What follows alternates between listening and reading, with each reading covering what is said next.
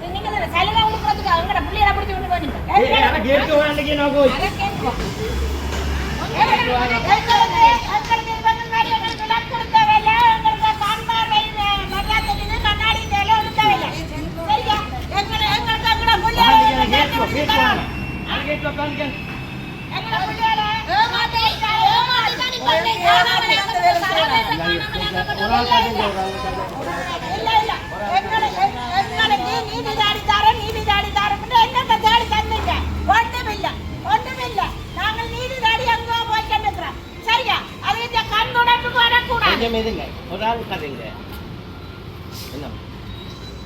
என்ன ஐயா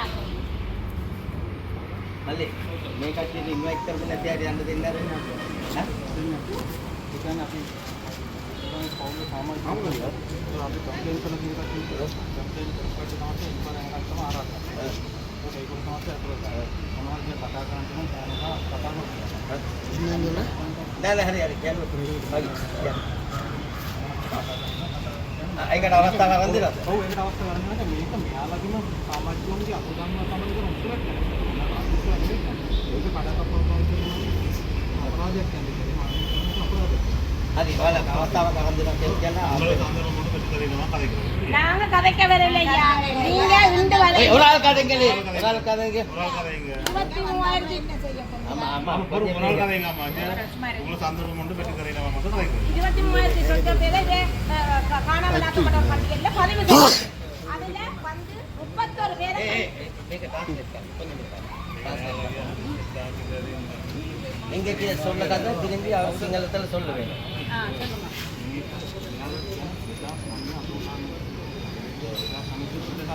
ඒක තමයි මේ කට්ටිය කියන්නේ. ඔව් ඒක තමයි හරි සංකීර්ණව ඉන්කුවර් කරන්නේ.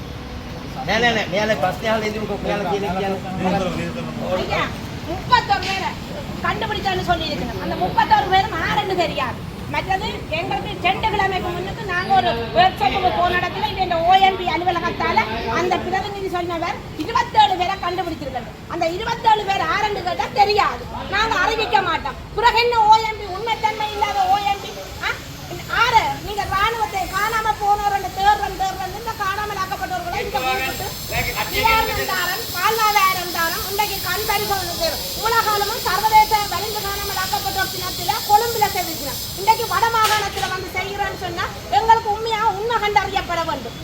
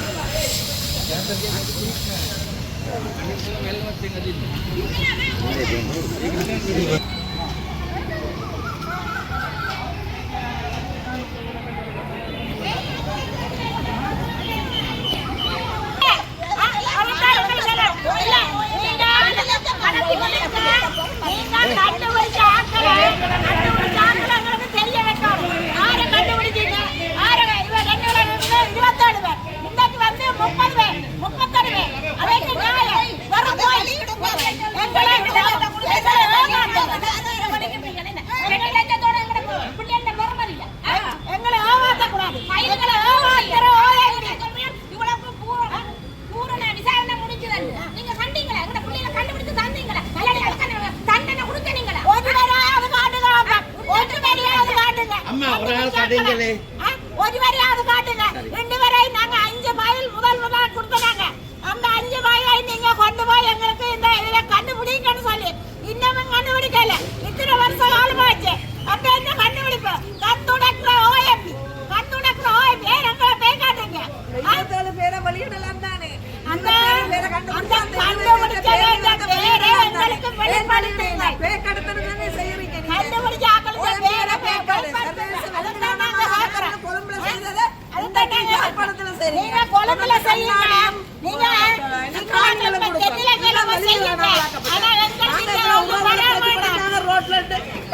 அம்பளியமா சிந்தி கொண்டிருக்கிறோம்.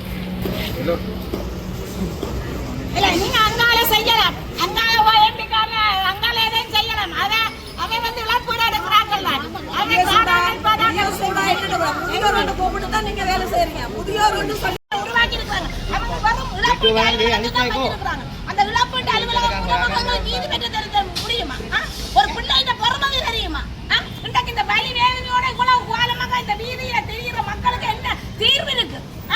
அதை விட்டுட்டு இழப்பீடு கொடுக்குறேன். வயது முதிர்ந்தவர், கால கடந்தவர், 90 ஆண்டு முதிய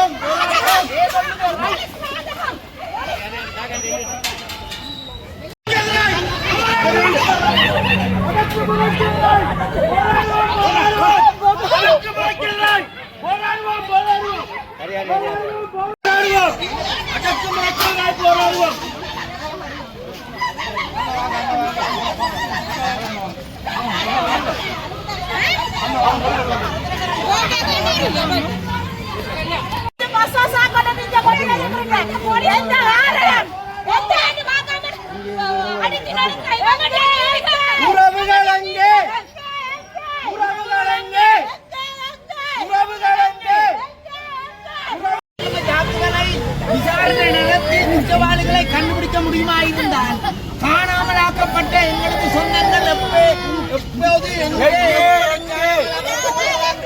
சர்வதேச ஒத்துழைப்புகளை பெறுவதற்கான முயற்சிகளை பொய்யாக சர்வதேசத்தை வழிநடத்த முயற்சிக்கிறார்கள். எனவே உடனடியாக தமிழ் மக்களுக்கு ஒரு சர்வதேச விசாரணை ஒன்று வேண்டும்.